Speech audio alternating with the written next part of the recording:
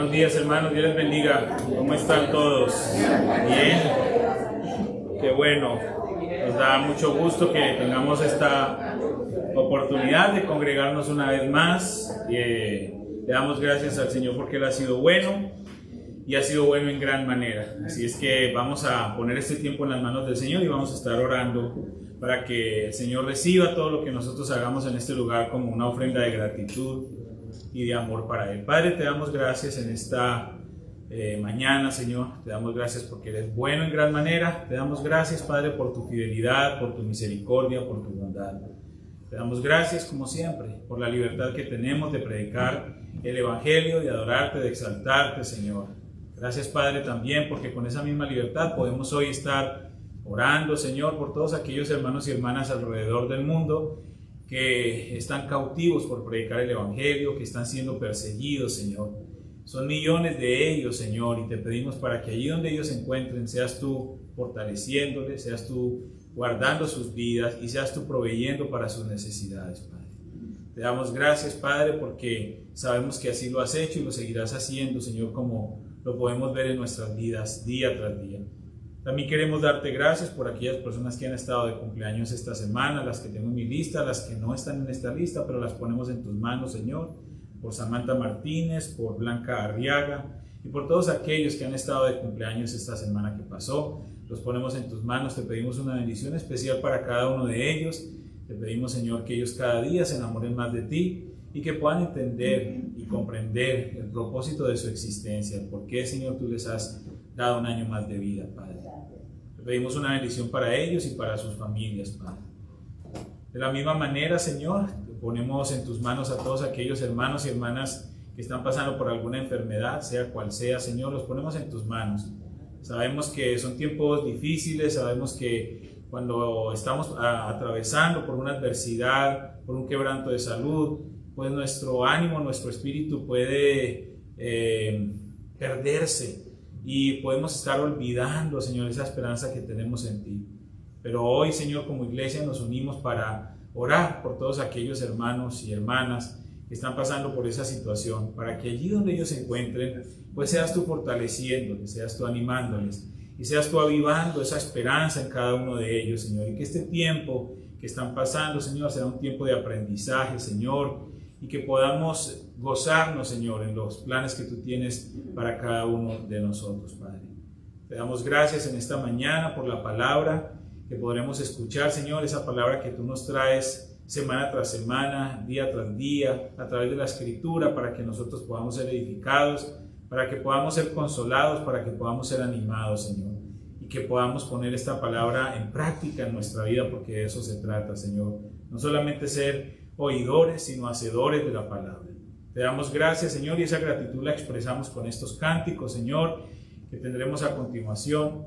Recíbelo, Señor, como esa expresión de alegría y gozo, Señor, y esa expresión de infinita gratitud por todas las bendiciones que hemos recibido de tu mano, Padre. En el nombre de Cristo Jesús oramos. Amén y amén.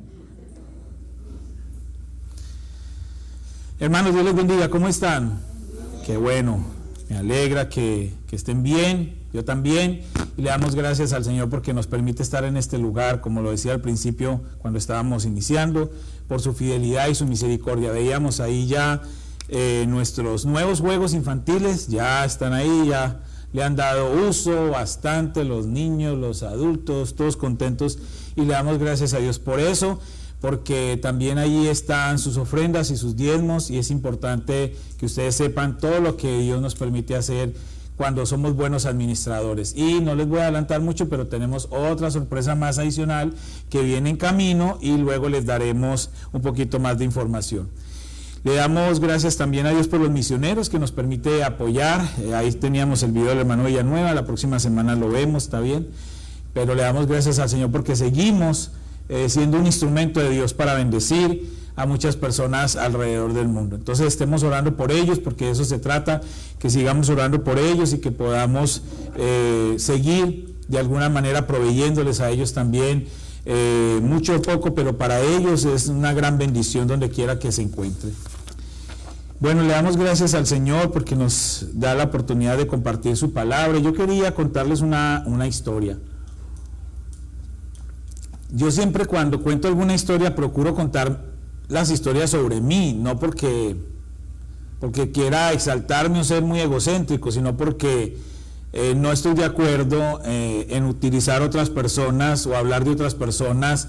A lo mejor se pueden sentir mal, ¿cierto? Entonces yo cuento mis historias. Hace muchos años, pero muchos años, cuando yo era un niño, no digo cuando era chiquito, porque chiquito me quedé, sino cuando era niño. Cuando era niño, estoy hablando de 1982, 83.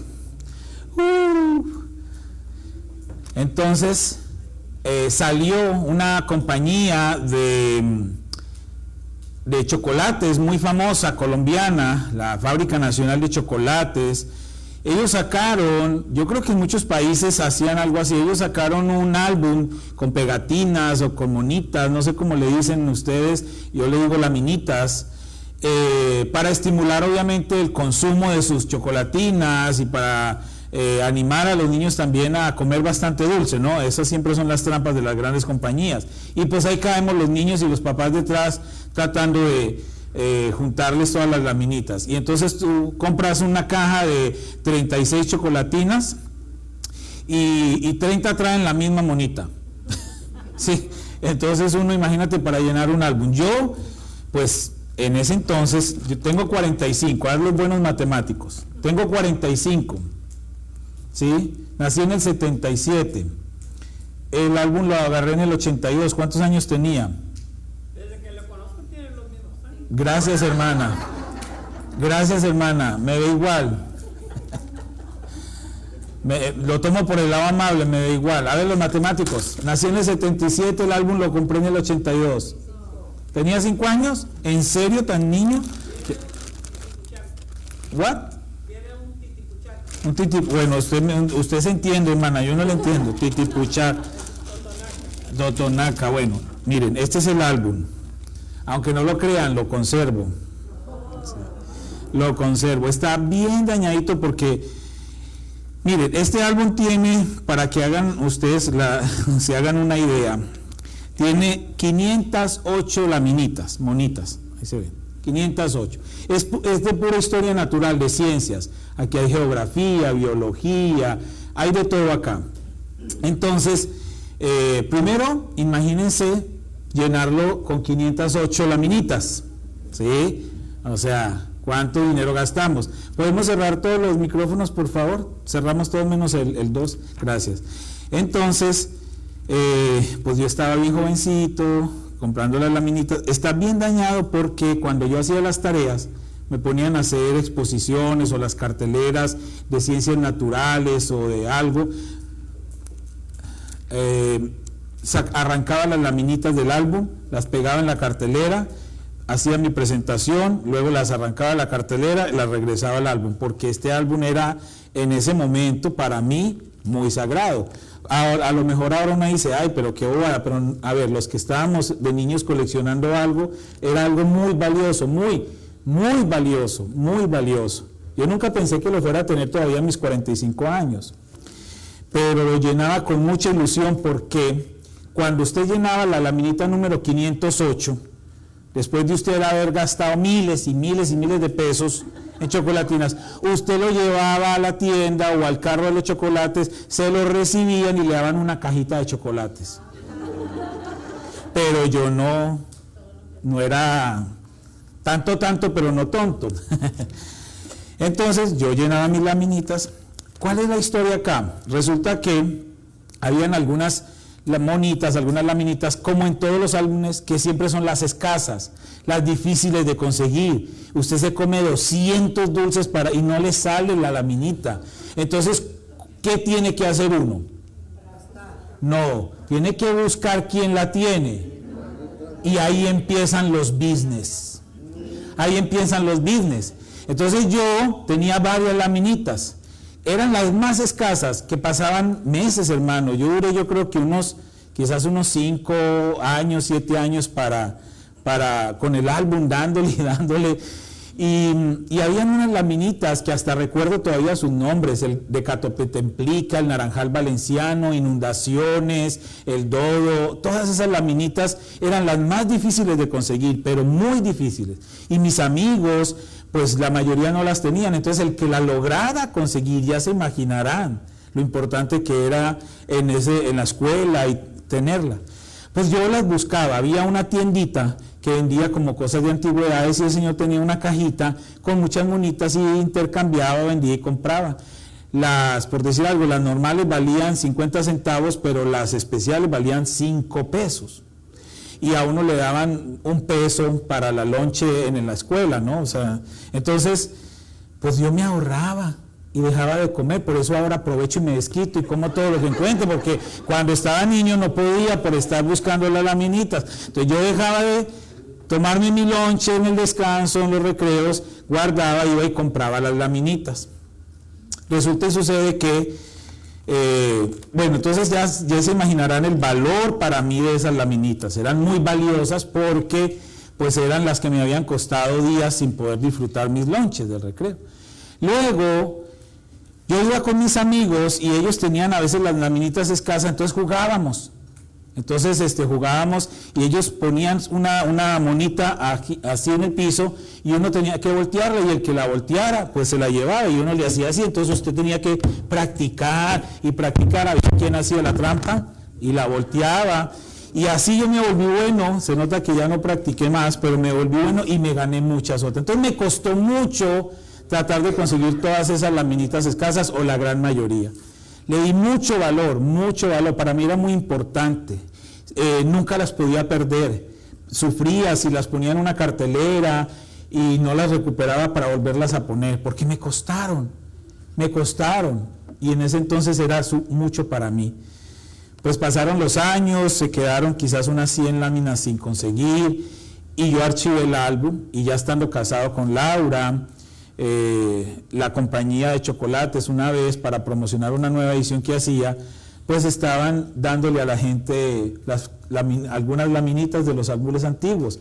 Pues me voy para la tienda, caigo en gracia con la niña que estaba ofreciendo, le cuento mi triste historia, ya yo como de 35 años, y pues la muchacha se compadeció y me dio todas las que me faltaban. Entonces está completo, pero nunca las pegué, pensando en pegarlas con David Camilo. Lo que pasa es que no me acordaba que lo tenía hasta en estos días que lo encontré, pero nunca las pegué porque dije, las voy a terminar de pegar con mis hijos, y ahí tengo algunas para pegar todavía.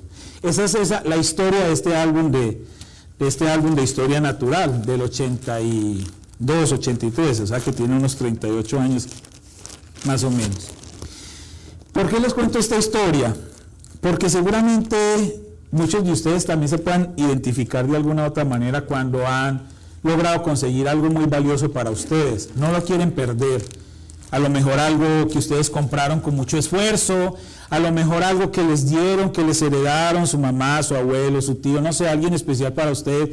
Y cuando uno pierde eso valioso, pues uno se pone muy triste porque uno no quisiera perder algo valioso, sobre todo algo que le haya costado a uno. Entonces, nosotros igual somos a la n potencia, ahí para los matemáticos, somos a la n potencia valiosos para Jesús, porque Él nos compró a precio de sangre.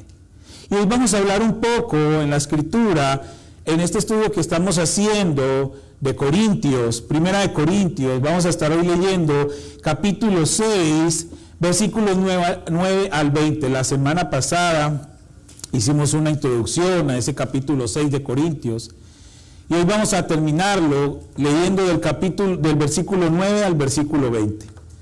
Primera de Corintios 6, del versículo 9 al versículo 20. Y yo he titulado este mensaje, No me pertenezco, no me pertenezco. Sigan conmigo la lectura, por favor. ¿No sabéis que los injustos no heredarán el reino de Dios? No erréis, ni los fornicarios, ni los idólatras, ni los adúlteros, ni los afeminados, ni los que se echan con varones, ni los ladrones, ni los avaros, ni los borrachos, ni los maldicientes, ni los estafadores heredarán el reino de Dios. Y esto erais algunos, mas ya habéis sido lavados, ya habéis sido santificados, ya habéis sido justificados en el nombre del Señor Jesús y por el Espíritu de nuestro Dios. Todas las cosas me son lícitas, mas no todas convienen. Todas las cosas me son lícitas, mas yo no me dejaré dominar de ninguna. Las viandas para el vientre, y el vientre para las viandas, pero tanto al uno como a las otras destruirá Dios.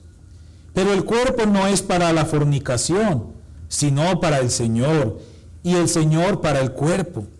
Y Dios, que levantó al Señor, también a nosotros nos levantará con su poder. ¿No sabéis que vuestros cuerpos son miembros de Cristo? ¿Quitaré pues los miembros de Cristo y los haré miembros de una ramera? De ningún modo. ¿O no sabéis que el que se une con una ramera es un cuerpo con ella? Porque dice, los dos serán una sola carne. Pero el que se une al Señor, un espíritu es con él. Huid de la fornicación. Cualquier otro pecado que el hombre cometa está fuera del cuerpo. Mas el que fornica contra su propio cuerpo peca. ¿O ignoráis que vuestro cuerpo es templo del Espíritu Santo, el cual está en vosotros, el cual tenéis de Dios y que no sois vuestros? Porque habéis sido comprados por precio. Glorificad pues a Dios en vuestro cuerpo y en vuestro espíritu, los cuales son de Dios. Es interesante cómo continúa el apóstol Pablo haciendo preguntas retóricas. Sabemos que las preguntas retóricas son las que ya tienen una respuesta. Y el apóstol Pablo utiliza este método para, de alguna manera, confrontar a los corintios. Eran temas difíciles de tratar, eran situaciones complejas porque estaba hablando de unos pecados pues inmencionables, muy fuertes.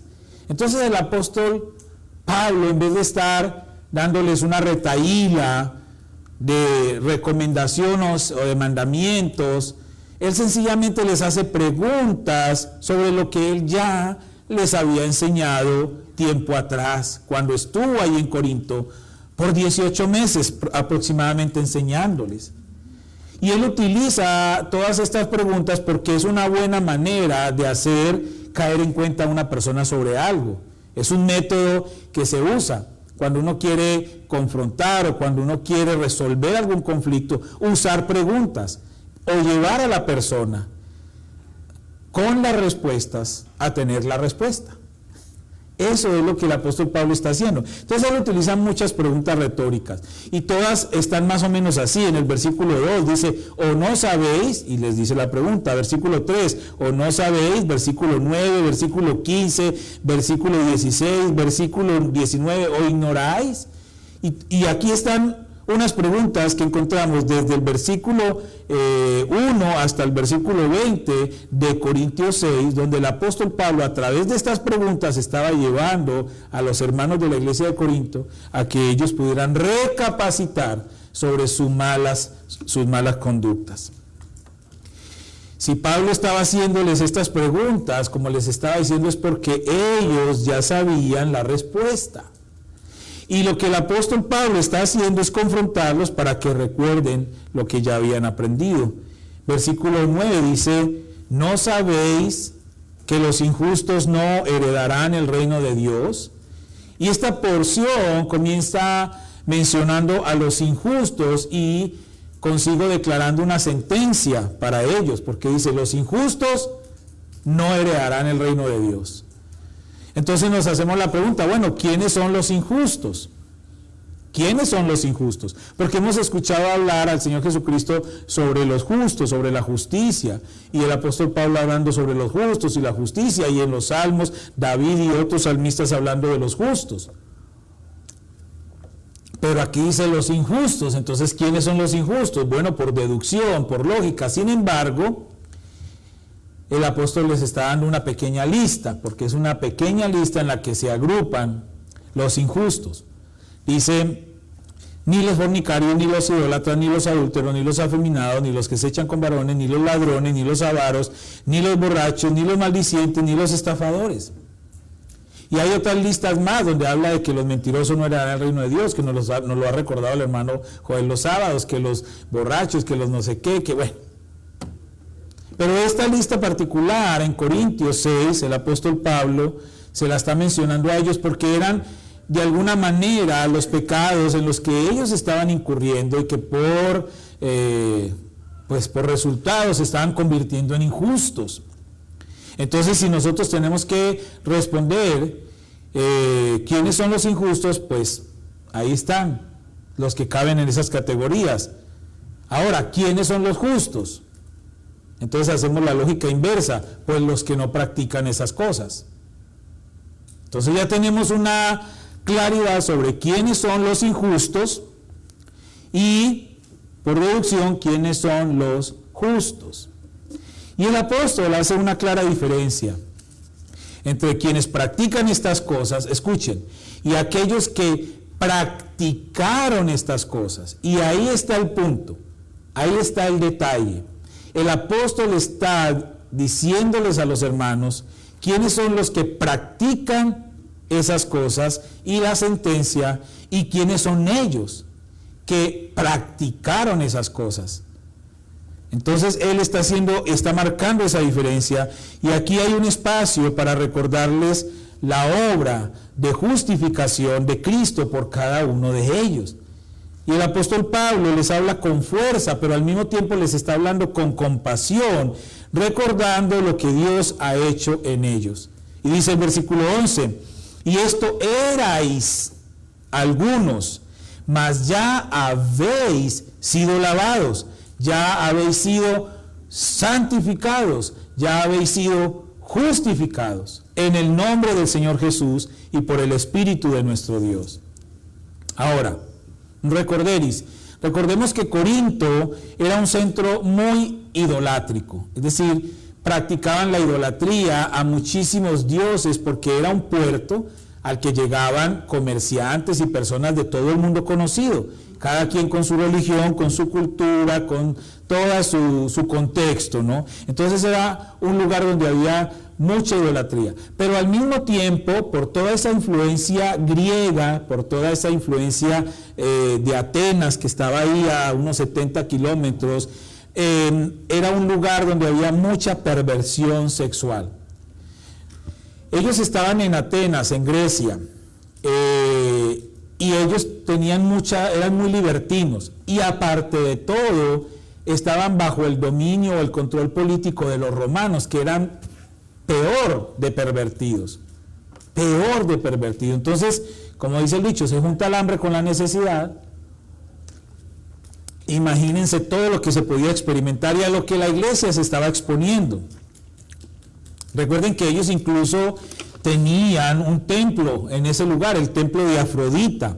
Era considerada como la diosa de la sensualidad, o la diosa de la promiscuidad, de todos esos desórdenes, ¿no? Y ese templo de la diosa Afrodita era un templo en el que vivían prostitutos y prostitutas, sí, hombres y mujeres. Era normal, para ellos era totalmente normal todo lo que allí pasaba, todas esas conductas depravadas, todas esas desviaciones sexuales, todo era normal para ellos, era común para ellos, no se escandalizaban, pero todo eso, aunque fuera normal para esa cultura, era totalmente contrario al plan santo del Dios de la Biblia, totalmente contrario. Pero allí había una iglesia. Entonces lo que Pablo tenía que hacer era cuidar esa iglesia, porque él no podía cambiar toda la ciudad, él no podía cambiar toda esa cultura, no lo podían transformar. Entonces lo que Pablo tenía claro es que yo no puedo cambiar el contexto en el que viven, pero si yo puedo hacer que ellos se mantengan fieles a Dios y a los principios de Dios y a las enseñanzas que yo les he dado de nuestro Señor Jesucristo.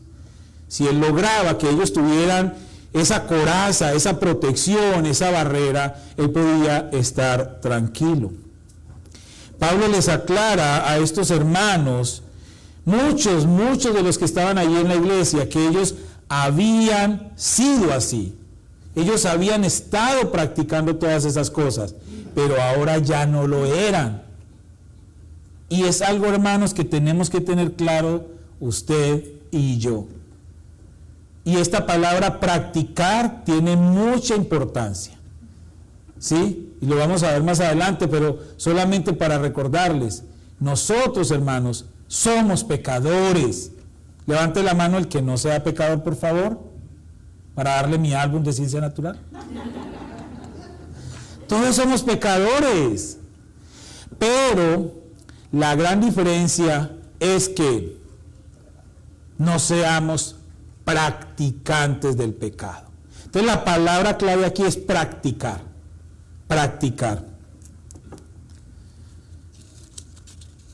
El apóstol, buscando generar esa emoción en el corazón de los lectores de la carta, los hermanos de la iglesia de Corinto, les está diciendo: hermanos, yo entiendo y les recuerdo, porque yo los conocí a ustedes cuando comencé la iglesia, quiénes eran ustedes.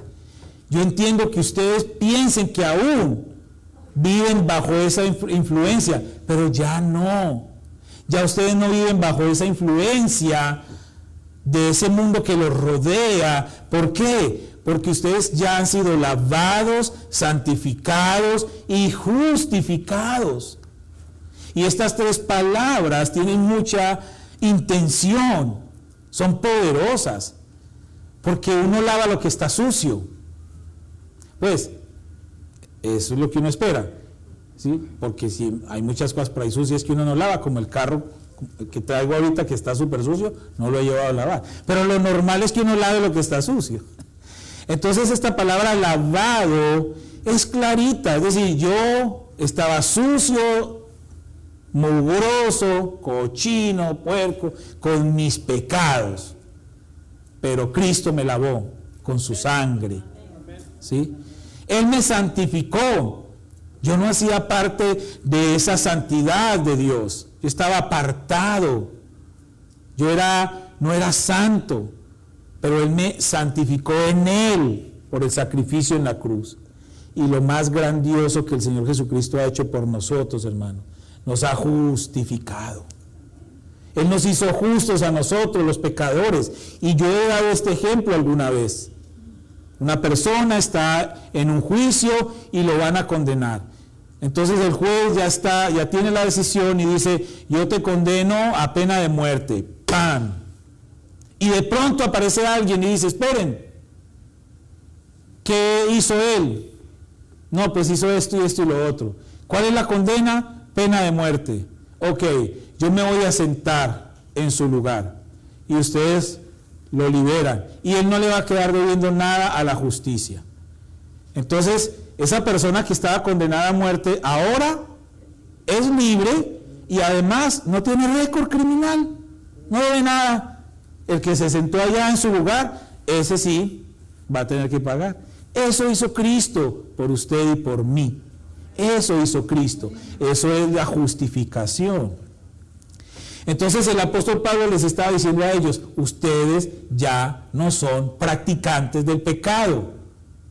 Hay una canita al aire. Sí, eso pasa.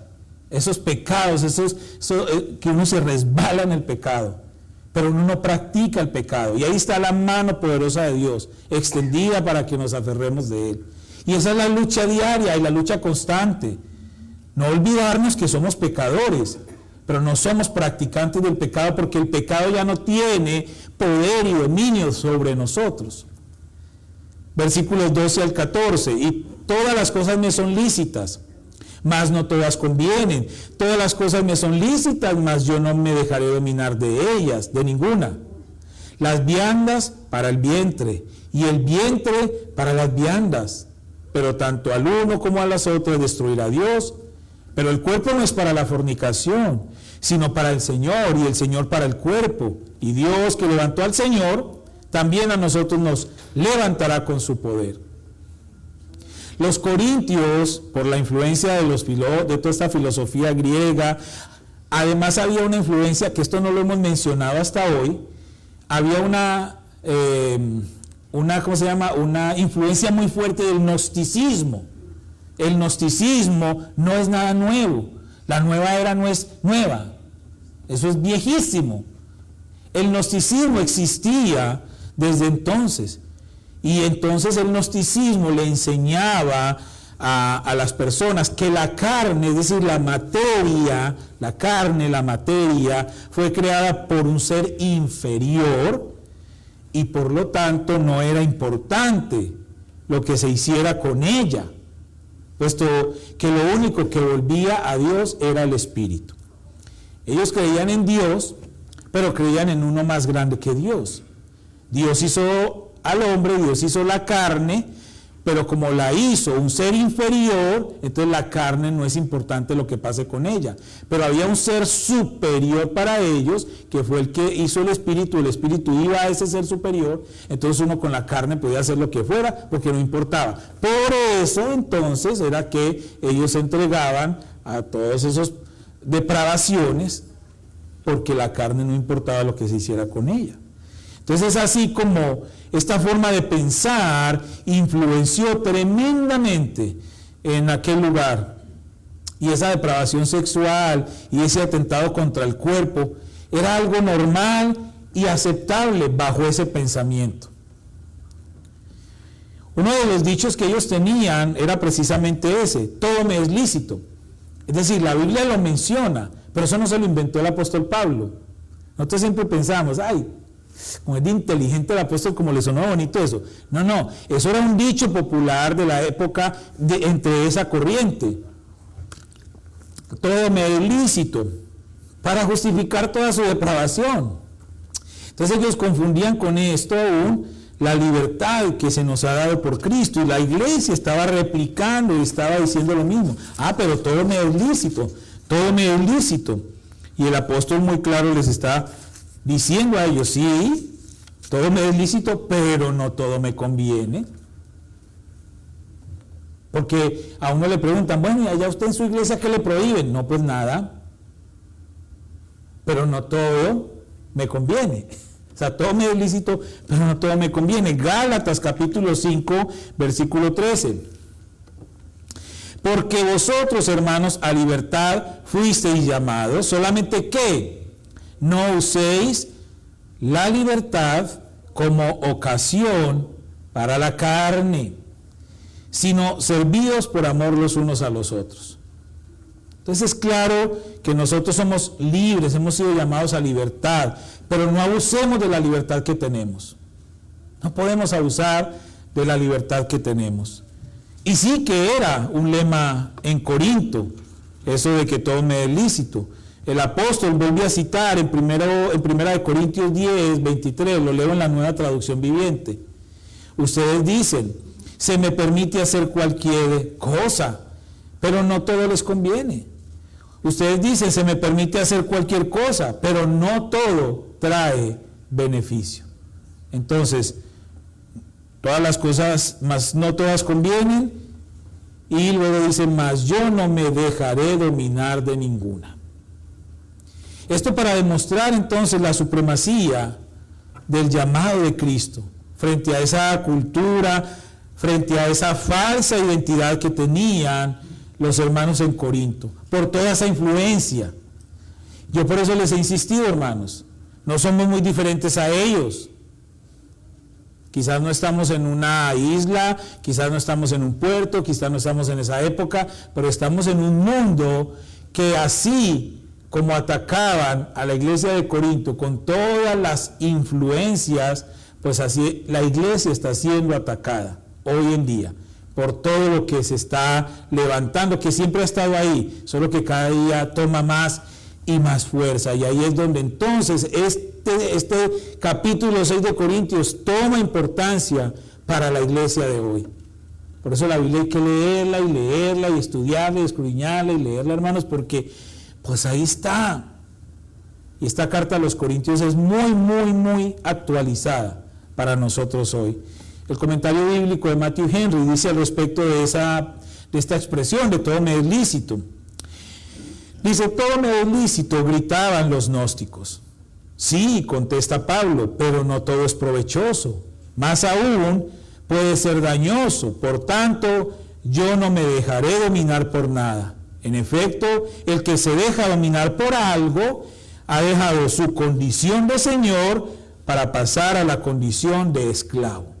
Entonces, si yo me dejo dominar por el pecado, ya yo no soy señor sobre el pecado, que fue lo que Cristo hizo y me dio, señorear el pecado para que no tenga control de mí, sino que ahora yo deje que el pecado sea mi señor.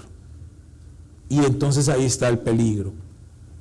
Este lema, al parecer entonces, en este pensamiento gnóstico, estaba siendo aceptado por la iglesia. ¿Para qué? Para justificar su comportamiento bajo el principio de la libertad cristiana, muy, muy lejos del pensamiento de la realidad bíblica, hermanos, y en ese peligro está la iglesia, y ha cedido terreno, y ha abierto las puertas a ese pensamiento libertinoso, si la palabra existe.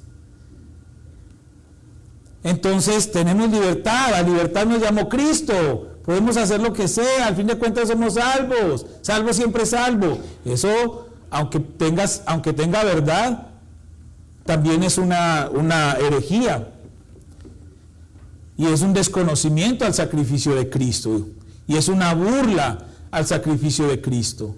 Claro que somos salvos,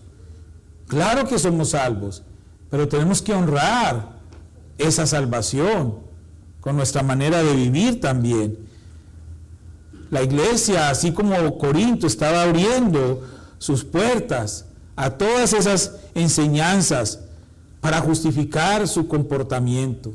Y hoy en día salen escándalos en televisión que fracturan a la iglesia, que hacen daño a la obra de Cristo.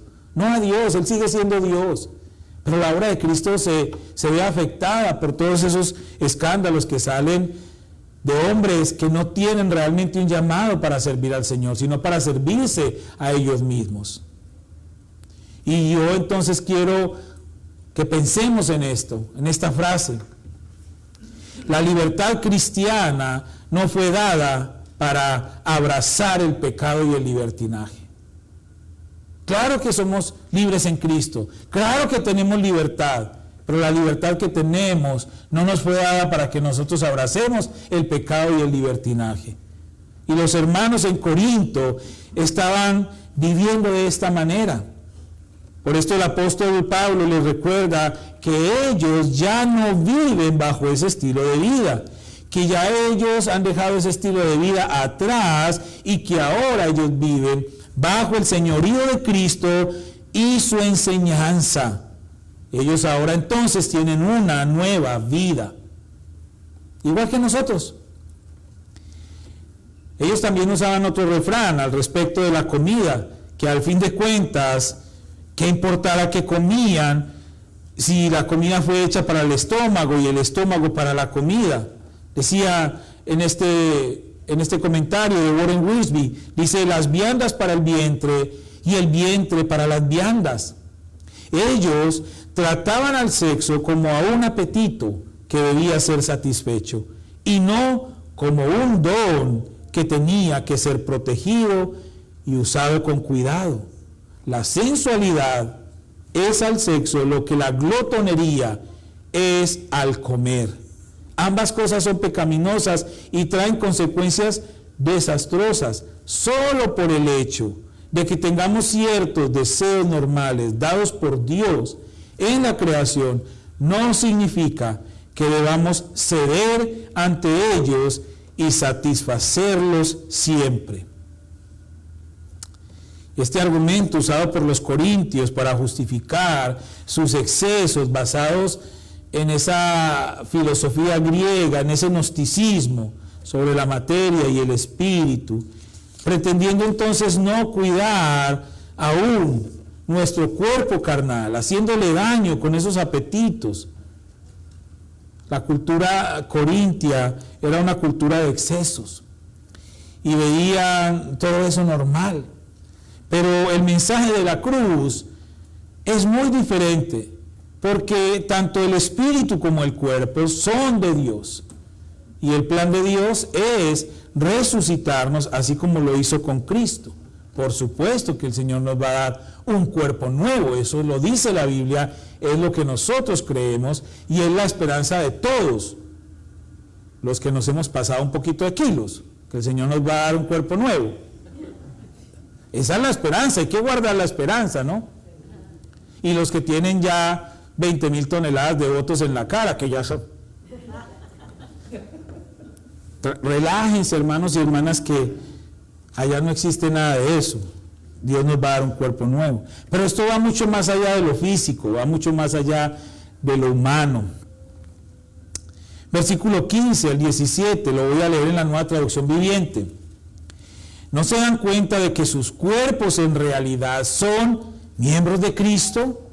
¿Acaso un hombre debería tomar su cuerpo, que es parte de Cristo, y unirlo a una prostituta? Jamás.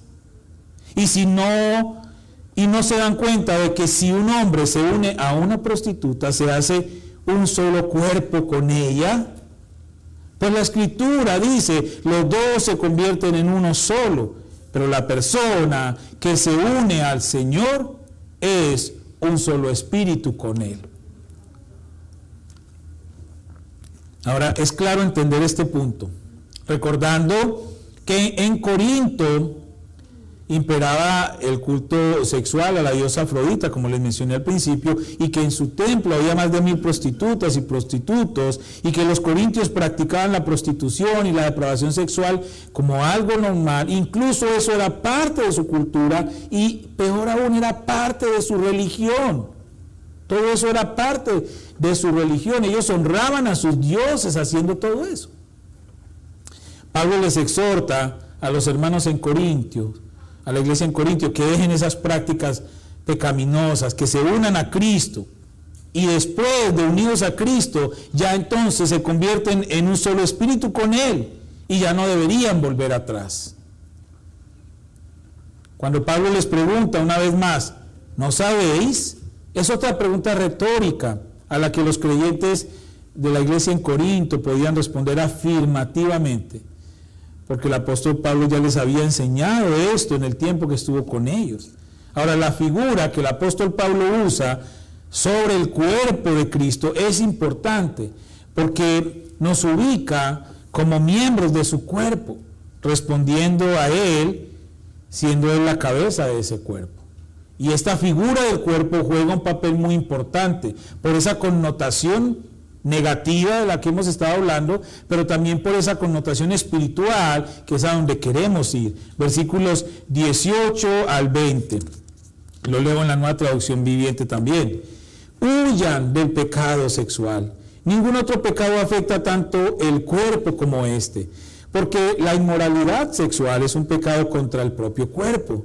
¿No se dan cuenta de que su cuerpo es el templo del Espíritu Santo, quien vive en ustedes y les fue dado por Dios? Ustedes no se pertenecen a sí mismos, porque Dios los compró a un alto precio. Por lo tanto, honren a Dios con su cuerpo. Otro comentario de Matthew Henry dice, al ser miembro de Cristo y tener el Espíritu de Cristo morando en nosotros, nuestro cuerpo es santuario del Espíritu Santo. Un motivo más explícito ahora entonces para que conservemos puro el cuerpo que hemos recibido de Dios, lo mismo que el Espíritu. No somos nuestros, sino del Señor. Somos de Dios, no solo por haber recibido el cuerpo y el Espíritu de Él, sino también por haber sido redimidos, vueltos a comprar por precio de Él. ¿Y qué precio? La sangre de su propio Hijo unigénito. Y en este versículo encontramos un mensaje claro y contundente para los corintios, pero también Para nosotros encontramos un mandamiento y una advertencia. Y yo haría un énfasis para cerrar este pasaje en esta frase: y que no sois vuestros.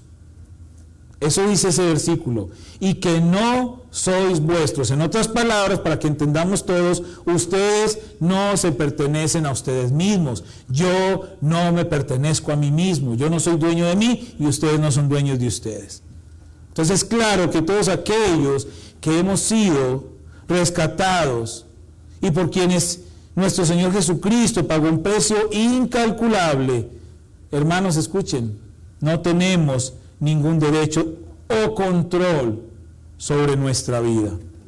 Ahora le pertenecemos a Él y debemos someternos a Él y a su perfecta voluntad. Gálatas 2:20 dice: con Cristo estoy juntamente crucificado, y ya no vivo yo, mas vive Cristo en mí. Y lo que ahora vivo en la carne, lo vivo en la fe del Hijo de Dios, el cual me amó y se entregó a sí mismo por mí. Y ya no vivo yo, mas vive Cristo en mí. El apóstol Pablo estaba llevando a los hermanos de Corinto a través de una serie de preguntas retóricas, las cuales ellos ya tenían la respuesta. Pero en el camino ellos fueron olvidando todo eso. Y nos ha pasado a nosotros también como iglesia. Hemos ido olvidando las enseñanzas puras del Señor Jesucristo. Y entonces hemos empezado a tomar leche adulterada que nos habla un poco de Jesús, pero que escriben hombres y mujeres en libros y que nos hablan sobre Jesús. Pero no estamos tomando la fuente pura, que es Él mismo en su palabra. El apóstol les estaba recordando de dónde fueron sacados y dónde estaban en Cristo ahora, para que no volvieran atrás. Y a nosotros nos lleva a un punto de reflexión, porque no se trata de nosotros, sino de Él y de su voluntad dada a través de su palabra. ¿Qué podemos concluir hoy? Seguramente nosotros no estamos siendo totalmente afectados por este tipo de depravaciones, porque no necesariamente sean las prácticas más abundantes, pero hay muchas prácticas igual de depravadas, ¿sí?, en las que nosotros podemos incurrir. Sentimientos, emociones negativas, pensamientos, acciones, por muy insignificantes que parezcan, pero si afectan a un hermano o afectan a alguien más, o peor aún nos afectan a nosotros, entonces estamos en igualdad de condiciones que la iglesia de Corinto, igualmente expuestos ante el peligro de lo que nos está diciendo el mundo. No nos sorprendamos de todo lo que sale cada día, no nos sorprendamos. Yo a veces veo por ahí en Facebook, en YouTube, hermanos cristianos muy afectados y hacen unas tormentas porque se va a aprobar esto y no se va a aprobar esto y salió lo otro y mire lo que están mostrando allá. Hermano, ¿no hemos leído la Biblia entonces? ¿Es que la Biblia dice que eso va a pasar? ¿De qué nos sorprendemos? ¿De que eso pase? No, yo me sorprendo de que la iglesia no esté haciendo nada. De que la iglesia esté de vacaciones. ¿De vacaciones? La iglesia está feliz en su comodidad, una iglesia cómoda, una iglesia chévere, un club social para personas que decimos que creemos en Dios. Ese es el peligro. Eso sí nos debería asustar y sorprender, de que nosotros no estemos llevando el mensaje de salvación a más y más personas. Eso sí nos debería asustar. Hermanos, Cristo nos compró con precio de sangre. Él nos compró con precio de sangre a todos los que estamos acá. Él nos redimió y ahora somos deudores de Él. Deudores de Él. Le pertenecemos a Él. Entonces, nuestro deber es obedecerle a Él y cumplir sus deseos.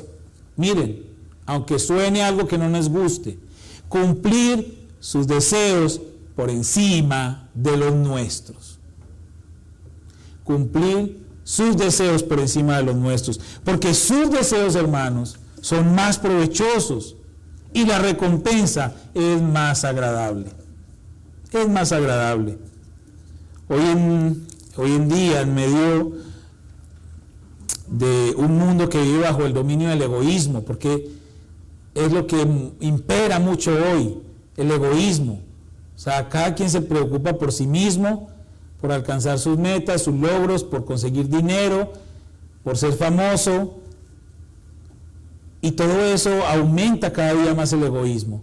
Y vemos cómo el egoísmo ha influenciado a toda la sociedad. Y está, hermanos, tan fuerte dentro de la iglesia de Cristo, el preocuparme solamente por mí, no me importan los demás, solamente yo y yo y yo, y si me queda tiempo, pues entonces yo. El mundo está viviendo bajo el dominio del egoísmo, y debemos dejar de pensar solo en nosotros, y hacer la voluntad de aquel que dio su propia vida por nosotros, que no tuvo ni una pizca de egoísmo, entregó su vida por nosotros, nuestro Señor Jesucristo. Ahora, la Biblia tiene todo lo que nosotros debemos saber y lo que nosotros debemos hacer al respecto. Aquí está. ¿Qué marca la diferencia? Que la obedezcamos, que la leamos, que la escudriñemos, que oremos al Señor para que nos guíe a toda verdad por medio de su Espíritu Santo y que sea nuestra norma de conducta. Que lo que acá diga es lo que nosotros vivamos, no lo que diga esta corriente o esta denominación o este otro líder muy reconocido. No. Que digan lo que quieran ellos. Hermano, usted y yo hemos sido comprados por precio de sangre de Cristo. Y aquí está lo que Él quiere que usted y yo hagamos, lo que Él quiere que usted y yo seamos. Eso es lo más importante. Eso es lo más importante. Yo les animo, hermanos, y les exhorto al tiempo que nosotros podamos entender que no nos pertenecemos. Yo no soy el dueño de mí. Tenemos sueños, tenemos anhelos, tenemos metas.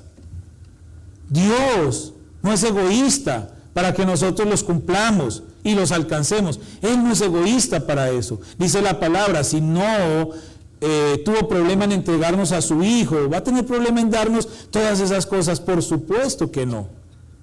Pero aquí el asunto es de prioridades. Y Él es la prioridad. Porque Él pagó por mí, yo me debo a Él. Yo tengo una deuda con Él que no voy a poder pagar, ni muriéndome 20,000 veces. Entonces la manera en que yo debo de responder a Él es con ese mismo amor que Él hizo ese sacrificio por mí y servirle. Y Él nos manda a hacer algo tan sencillo, hermanos, tan sencillos, que nosotros seamos obedientes a los mandamientos que Él nos ha dado y que anunciemos el Evangelio. Padre, te damos gracias en esta hora. Gracias por tu palabra, Señor, porque esta palabra tú la envías para que nosotros seamos consolados, animados y también seamos exhortados, Señor. Gracias porque a través de esta palabra podemos entender lo que somos en ti, lo que tú has hecho por nosotros, que tú nos has justificado, que nos has lavado, que nos has redimido, pero también el peligro al que estamos expuestos si no somos obedientes a tu palabra y a tu llamado. Permite que cada día nosotros podamos ser más efectivos en estudiar tu palabra, en escudriñar tu palabra, en aprender tu palabra, en comunicar tu palabra, Señor, que podamos servirte todo el tiempo de nuestra existencia para cumplir los deseos de tu corazón, Señor. Te damos gracias y te alabamos en el nombre de Cristo Jesús. Amén y amén. Hermanos, Dios les bendiga. Gracias a todos.